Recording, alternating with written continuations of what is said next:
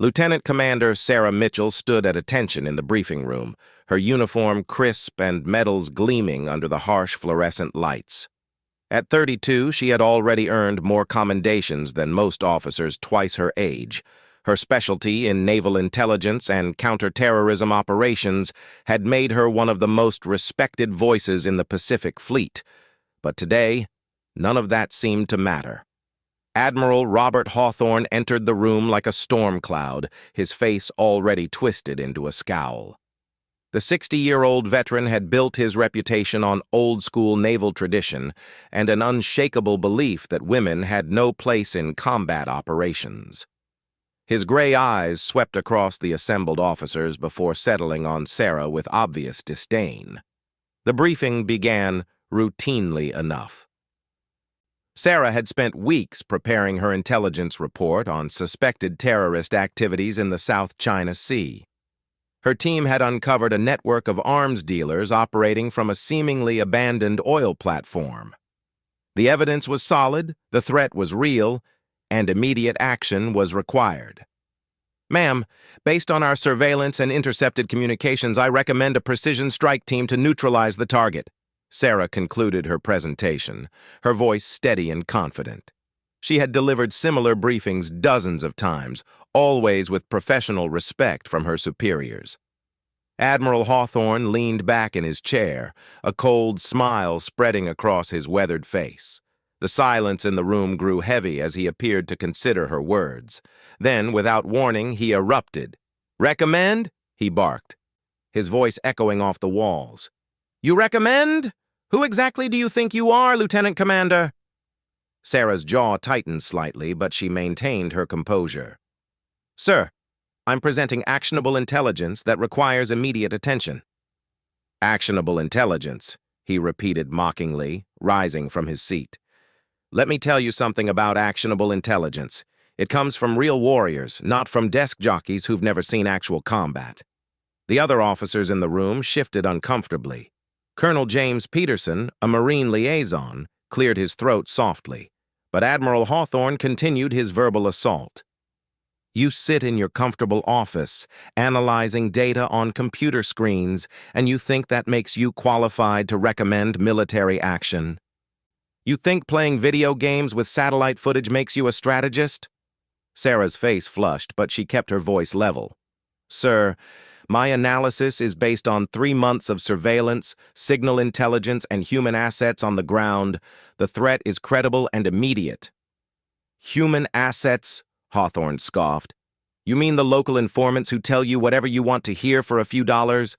That's not intelligence, that's wishful thinking." The Admiral walked around the conference table, positioning himself directly in front of Sarah. His proximity was intentionally intimidating, a classic power play designed to make her feel small and insignificant. "I've been fighting wars since before you were born, little girl. I've seen real combat, made real decisions that affected real lives. And you want to waltz in here with your pretty charts and tell me how to run military operations?" The term "little girl" hit like a physical blow. Sarah had worked twice as hard as her male counterparts to earn respect in the Navy. She had graduated top of her class from the Naval Academy, completed advanced intelligence training, and served with distinction in 3 different theaters. Yet here she was, being reduced to a child playing at war. "Furthermore," Admiral Hawthorne continued, his voice growing louder, "I question whether someone who's never had to make life-or-death decisions in the field has any business giving operational recommendations. This isn't a classroom exercise, Lieutenant Commander. This is real war, and it requires real warriors." Captain Martinez, Sarah's immediate superior, finally spoke up. "Admiral, with respect, Lieutenant Commander Mitchell has extensive field experience and her intelligence assessments have proven accurate in previous operations." Hawthorne whirled on Martinez with fury. "Are you questioning my judgment, Captain? Because it sounds like you're more interested in protecting your pet analyst than supporting proper military hierarchy." The room fell silent again. Sarah could feel the eyes of every officer present, some sympathetic, others uncomfortable. a few clearly enjoying the spectacle. She realized this wasn't just about her intelligence report. This was about Admiral Hawthorne making an example, demonstrating his authority and his views on women in the military. "Sir," Sarah said quietly, "regardless of your personal opinion of my qualifications, the intelligence stands on its own merit. The target represents a clear and present danger to naval operations in this region. The intelligence stands on its own merit." He mimicked her words in a high-pitched, mocking tone. "You sound like you're reading from a textbook, not briefing experienced military leaders." Admiral Hawthorne returned to his seat, but his assault wasn't finished. He opened Sarah's personnel file, which had been placed on the table before the meeting. "Let's see what we have here," he said, flipping through pages with theatrical disdain. "Naval Academy graduate, intelligence specialist, various commendations for analysis work. Very impressive on paper. But I noticed something missing." He looked up at her with a predatory smile. "No combat decorations, no Purple Hearts, no Bronze Stars for valor. Just a collection of participation trophies for sitting safely behind a desk while real sailors put their lives on the line." The injustice of the statement was breathtaking. Intelligence officers were specifically prohibited from frontline combat roles in most situations. They were too valuable to risk in direct confrontation, and their skills were best utilized in analysis and coordination. Admiral Hawthorne knew this perfectly well, but he was deliberately distorting the facts to humiliate her. "I see here that you've never commanded a ship, never led troops in battle, never had to look a young sailor in the eye and send him into harm's way. Yet you come into my briefing room and presume to tell me how to conduct military operations?" Sarah's hands clenched into fists at her sides, but she forced herself to remain at attention. She could feel her career hanging in the balance. One wrong word, one moment of lost composure, and Admiral Hawthorne would have the excuse he needed to destroy her future in the Navy. "Answer me, Lieutenant Commander," he demanded. "What gives you the authority to make operational recommendations when you've never faced real danger yourself?" "Sir, I provide analysis based on intelligence gathering and assessment. That's my role and my expertise." "Your role," he repeated with disgust. "Your role is to support real military leaders, not to pretend you are one. The fact that the Navy has forgotten the distinction between support personnel and actual warriors is exactly what's wrong with our modern military." He slammed her file shut with enough force to make several officers jump. "This intelligence report is rejected. I will not authorize operations based on the amateur-hour analysis of someone who's never proven herself in actual combat." The words hung in the air like a death sentence. 3 months of meticulous work, a genuine threat to national security, and the safety of countless naval personnel were all being dismissed because of one man's prejudice and ego. "Furthermore," Admiral Hawthorne continued, "I'm recommending that Lieutenant Commander Mitchell be reassigned to administrative duties more suited to her actual qualifications. Perhaps she can find fulfillment processing paperwork instead of playing at being a real military strategist." Sarah felt the bottom drop out of her world. Administrative reassignment was career suicide for an intelligence officer. It was the military equivalent of being sent to count paper clips in a basement office until retirement. The other officers in the room looked anywhere but at her. Some seemed genuinely appalled by what they were witnessing, but none had the courage or authority to challenge Admiral Hawthorne's decision. The military hierarchy was absolute, and speaking out would only result in their own careers being destroyed. As the meeting concluded and officers began filing out, Sarah remained at attention, her mind racing. Years of dedication, sacrifice, and exemplary service had just been reduced to nothing by a man who saw her gender as disqualification enough. Captain Martinez approached her as the room emptied. "Sarah, I'm sorry, I'll try to appeal this through proper channels." She nodded numbly, not trusting her voice to remain steady. The intelligence she had gathered was solid. The threat was real. And now, because of Admiral Hawthorne's bigotry and ego, nothing would be done about it. As she walked back to her office, Sarah's mind was already working. She couldn't accept this. Too much was at stake. The terrorist cell she had identified was planning something significant, and innocent lives hung in the balance. If the official channels had failed, she would have to find another way. What she didn't know was that her presentation had impressed someone else in that room, someone who understood the value of good intelligence and the reality of modern warfare, someone who was already making phone calls to people who knew how to get things done when the bureaucracy failed. The war was far from over. 3 days after the humiliating briefing, Sarah Mitchell sat in her cramped office, staring at intelligence reports that no one would ever see.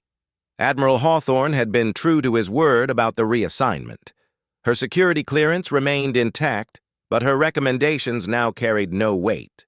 She had been effectively silenced. The terrorist cell in the South China Sea continued their operations uninterrupted. Sarah's surveillance network confirmed increased activity around the oil platform.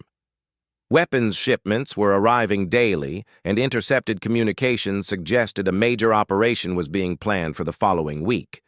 But her warnings fell on deaf ears. Captain Martinez had tried to circumvent Admiral Hawthorne through back channels, but the Admiral's influence ran deep. Other senior officers were reluctant to challenge him, especially over intelligence provided by someone he had so publicly dismissed. Sarah was updating her files when a soft knock came at her door. She looked up to see Commander David Chen, a Navy SEAL liaison she had worked with on previous operations. His usually cheerful demeanor was replaced by a serious expression that immediately caught her attention.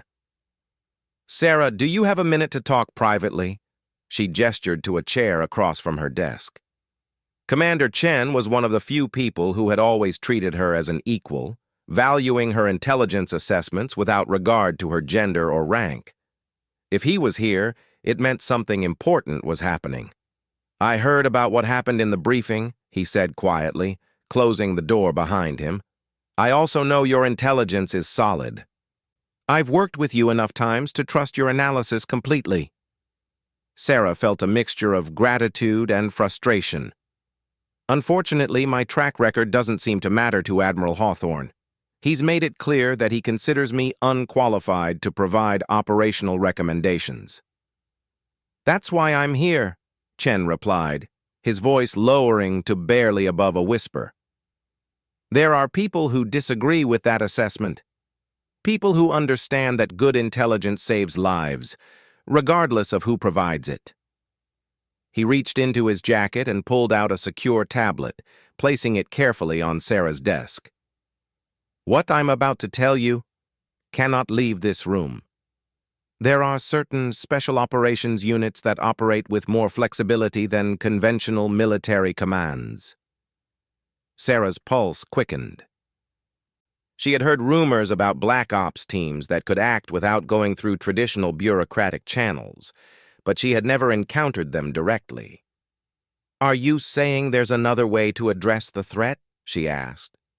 "I'm saying that there are warriors who care more about protecting American lives than they do about political games and personal prejudices," Chen answered. "They've been briefed on your intelligence, and they believe the threat is credible." He activated the tablet, displaying a series of photographs. Sarah recognized several faces immediately. These were members of SEAL Team 6, some of the most elite special operations soldiers in the world, men who had executed countless high-risk missions behind enemy lines. "Commander Jack Morrison," Chen said, pointing to a weathered face with piercing blue eyes. 15 years of special operations, multiple deployments in Iraq and Afghanistan. He's seen your intelligence reports, and he wants to meet with you." Sarah's mind raced. This was far beyond anything she had imagined possible. "David, if Admiral Hawthorne finds out about this—" "Admiral Hawthorne won't find out unless someone tells him," Chen interrupted. "And these men have no intention of asking his permission. They operate under different authority with different priorities." The tablet displayed more faces, each accompanied by an impressive service record. Sarah saw decorations for valor, citations for heroism, and the kind of combat experience that Admiral Hawthorne had mocked her for lacking. "Why would they trust my assessment when their own leadership has rejected it?" Sarah asked. Chen smiled grimly. "Because they've been in enough situations to know that politics and reality don't always align. They've seen good intelligence ignored because of bureaucratic infighting, and they've seen soldiers die as a result." He leaned forward, his expression intense. "These men don't care about your gender, your rank, or whether you've been in direct combat. They care about one thing: accurate intelligence that helps them protect innocent lives and complete their missions." Sarah felt a surge of hope for the first time in days. "What exactly are they proposing?" "An off-the-books reconnaissance mission to confirm your intelligence and assess the situation firsthand," Chen explained. "If the threat is as significant as your analysis suggests, they'll take appropriate action to neutralize it."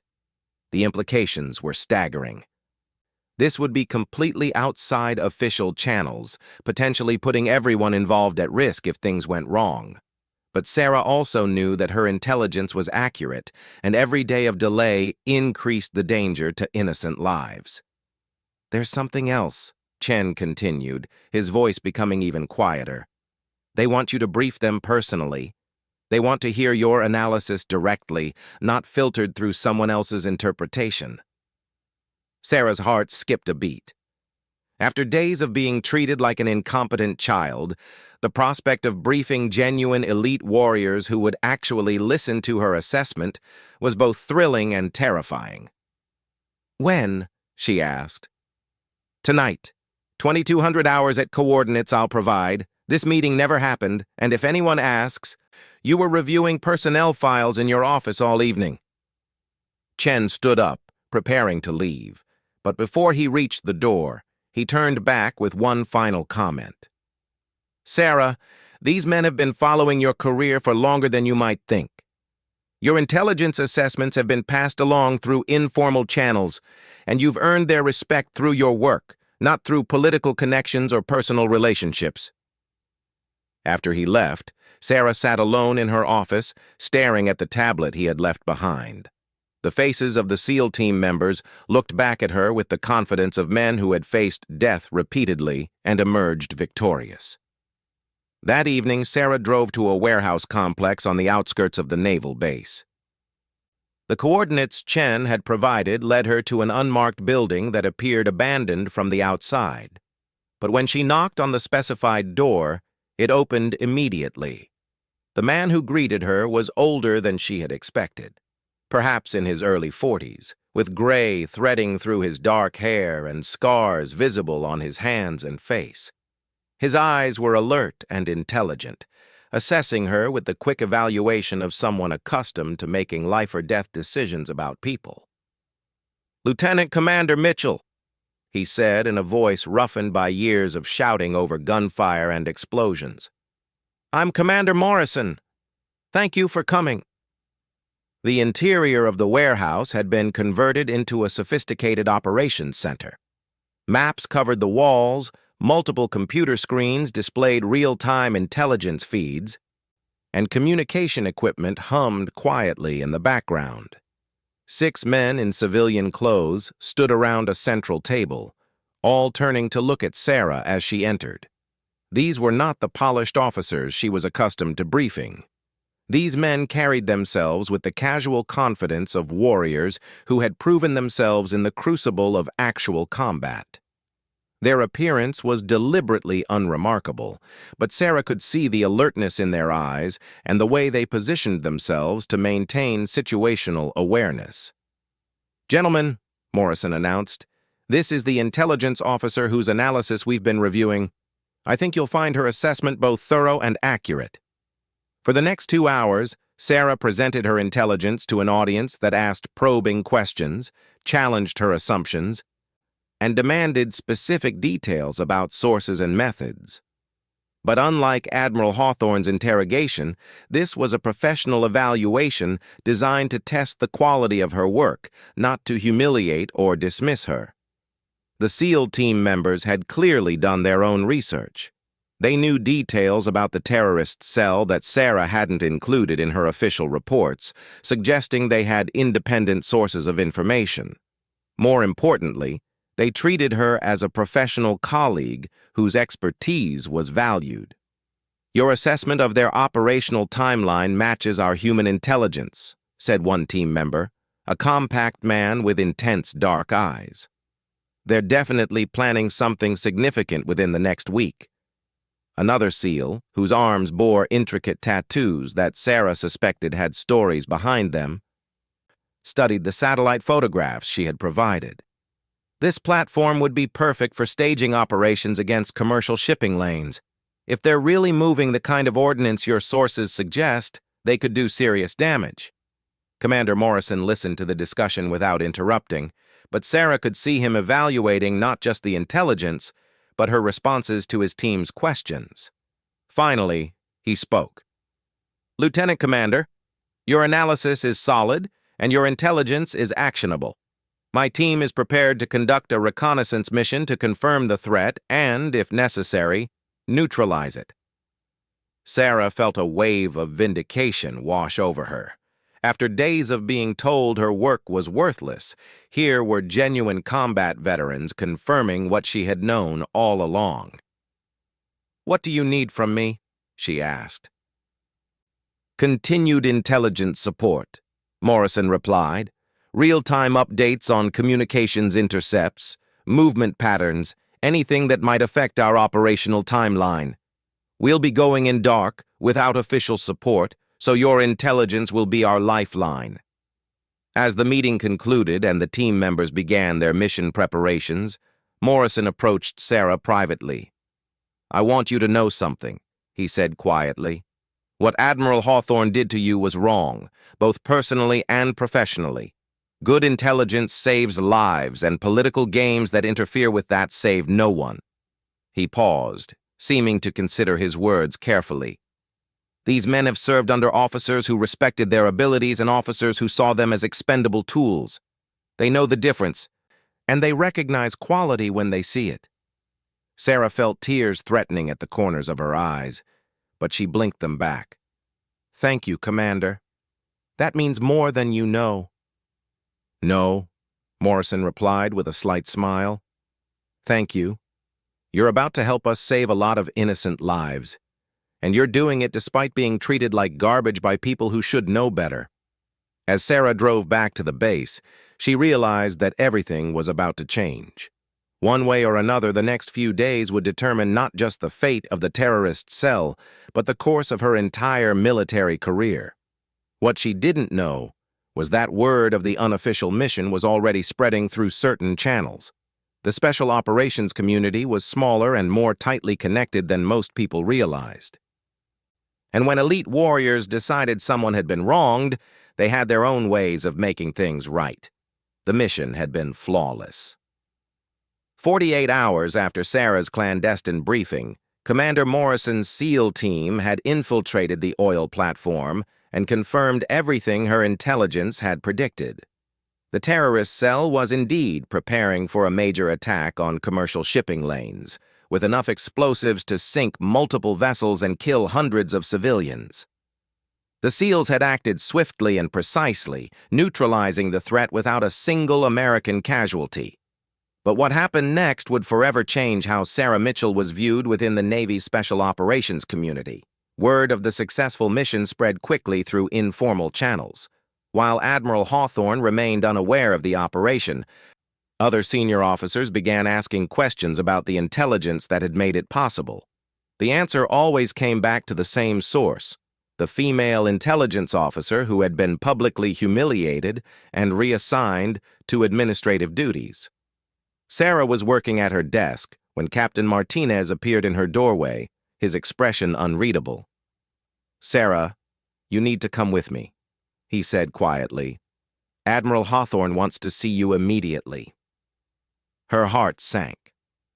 Someone had talked, and now she was about to face the consequences of going around official channels.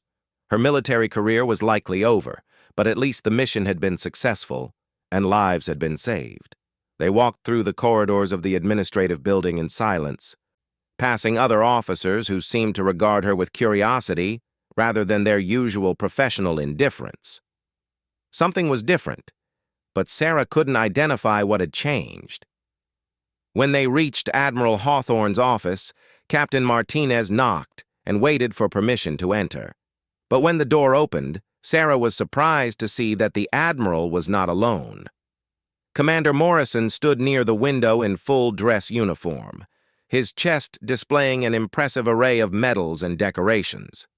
Beside him were 3 other men she recognized from the warehouse meeting, also in dress uniforms.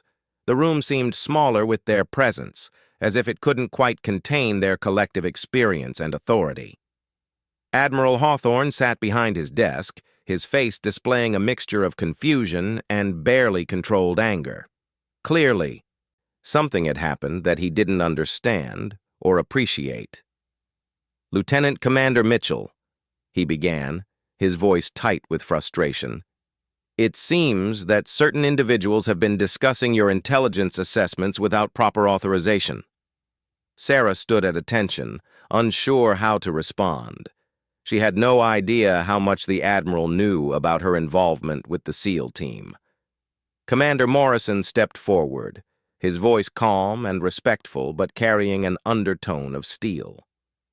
"Sir, Lieutenant Commander Mitchell provided intelligence that directly resulted in the neutralization of a significant terrorist threat. Her analysis was thorough, accurate, and professionally presented." Admiral Hawthorne's face reddened. "Commander Morrison, I was not aware that special operations teams were in the habit of conducting unauthorized missions based on rejected intelligence reports. Sir, the mission was conducted under proper authority through Special Operations Command," Morrison replied smoothly. "The intelligence was evaluated and found to be credible by multiple sources." What followed was a carefully orchestrated confrontation that Sarah gradually realized had been planned in advance. The SEAL team members took turns describing how her intelligence had been crucial to their mission success, presenting details that made it impossible for Admiral Hawthorne to dismiss their assessment. But the real surprise came when Captain Martinez spoke up. "Admiral, there's something else you should know. Word of this incident has reached Admiral Richardson at Special Operations Command." Admiral Richardson was a legend in the Navy, a man whose reputation was unassailable and whose support could make or break careers. Admiral Hawthorne's expression grew increasingly uncomfortable as the implications became clear. "Admiral Richardson specifically requested a meeting with Lieutenant Commander Mitchell," Captain Martinez continued. "He's interested in her intelligence capabilities and her potential for assignment to special operations support roles." The room fell silent. Sarah could hardly believe what she was hearing. Instead of facing discipline for going around Admiral Hawthorne, she was apparently being recruited by the most elite levels of naval special operations. But the biggest shock was yet to come. The door to Admiral Hawthorne's office opened, and 6 more men entered. Sarah recognized them immediately as members of other SEAL teams, men whose reputations were legendary within the special operations community. They filed into the room silently, taking positions along the walls. Then came the Marines, force reconnaissance operators whose faces she had seen in classified briefings. Then Army Special Forces, Delta Force operators whose very presence was usually classified. Within minutes, Admiral Hawthorne's office was filled with the most elite special operations personnel from every branch of the military. Sarah stood frozen as she realized what was happening. These men had come here deliberately, as a group, to make a statement. They had coordinated their arrival to send a message that could not be ignored or dismissed. Commander Morrison stepped forward and spoke in a voice that carried to every corner of the room. "Admiral Hawthorne, the men in this room represent the finest special operations personnel in the United States military. We have a combined total of over 300 combat deployments, 74 Bronze Stars, 28 Silver Stars, and 8 Navy Crosses. He paused, letting the impressive statistics settle in the air. Every man here has reviewed Lieutenant Commander Mitchell's intelligence work. Every man here has seen firsthand how her analysis contributes to mission success and saves American lives. And every man here believes that her treatment has been both unprofessional and detrimental to military effectiveness. Admiral Hawthorne's face had gone from red to pale. He was facing a room full of warriors whose authority came not from political connections or administrative positions, but from proven competence in the most dangerous situations imaginable. Then something extraordinary happened. Without any apparent signal or coordination, every special operations soldier in the room came to attention and saluted Sarah Mitchell. The sight was breathtaking. Rows of America's finest warriors, men who had faced death in every corner of the world, standing in perfect formation and offering their respect to the intelligence officer who had been dismissed as unqualified just days before. The salute lasted exactly 10 seconds, but those 10 seconds changed everything. When the men returned to their previous positions, the power dynamic in the room had shifted completely. Commander Morrison spoke again, his voice carrying the weight of absolute conviction. "Sir, Lieutenant Commander Mitchell represents the kind of intelligence capability that modern warfare demands. Her work has directly contributed to successful operations that have saved both military and civilian lives. Any commander who fails to recognize and utilize that capability is doing a disservice to the forces under their command." One of the Delta Force operators stepped forward, a man whose scarred face spoke of battles fought in places that didn't officially exist. "Admiral, I've been in situations where good intelligence was the difference between mission success and body bags going home to American families. Lieutenant Commander Mitchell provides that kind of intelligence." A Force Reconnaissance Marine added his voice to the growing chorus. "Sir, respect isn't earned through gender or rank. It's earned through competence and dedication to mission success. This officer has both." Admiral Hawthorne found himself facing something he had never encountered before, a united front of elite warriors who had collectively decided that his authority was secondary to their professional judgment. Captain Martinez, emboldened by the support in the room, spoke up again. "Admiral, I've received official orders transferring Lieutenant Commander Mitchell to Special Operations Command, effective immediately. The paperwork has already been processed at the Pentagon level." Sarah felt as if she were in a dream. Everything was happening too quickly to process fully. The career that had seemed destroyed just days before was not only being restored, but elevated to levels she had never imagined possible. But the most powerful moment was yet to come. As the meeting concluded and the special operations personnel began to file out, each man stopped to shake Sarah's hand and offer a brief word of respect or encouragement. These were not empty gestures of political correctness, but genuine recognition from warriors who valued competence above all else. Commander Morrison was the last to leave. He approached Sarah with something that might have been a smile on his usually serious face. "Lieutenant Commander, there's something you should understand about what just happened here," he said quietly. "These men didn't come here because they were ordered to. They came because they wanted to. They came because they recognize quality when they see it, and they don't tolerate good people being treated badly." He paused, glancing at Admiral Hawthorne, who was sitting silently behind his desk looking stunned. "In the special operations community, respect is earned through action and proven through results. You've earned that respect, and these men wanted to make sure everyone knew it." As Sarah walked out of Admiral Hawthorne's office for the last time, she realized that everything had changed, not just her career, but her understanding of what true leadership and respect looked like. The men who had stood in that room represented the finest warriors America had to offer. They had seen her work judged on its merits, rather than through the lens of prejudice and politics, and they had collectively decided that her contributions were valuable enough to defend publicly. 3 weeks later, Sarah reported to her new assignment at Special Operations Command. Her office was larger. Her security clearance was higher, and her recommendations carried weight with commanders who understood the value of accurate intelligence.